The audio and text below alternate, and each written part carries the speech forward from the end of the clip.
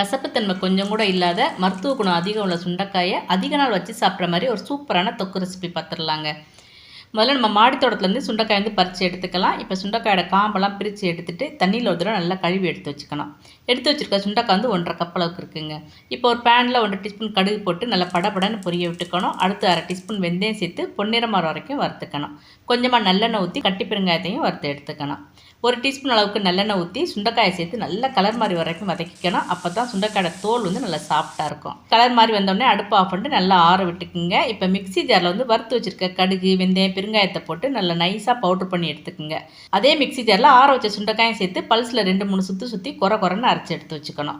இப்போ ஒரு கடாயில் 2 குழிக்கரண்டி அளவுக்கு நல்லெண்ணெய் ஊற்றிக்கிங்க. 1/2 டீஸ்பூன் கடுகு சேர்த்துக்குங்க. கடுகு நல்லா பொரிஞ்ச உடனே 2 மிளகாத்தில் கிள்ளி போட்டுங்க. கூடவே கொஞ்சமாக கருவேப்பிலையும் போட்டுருங்க.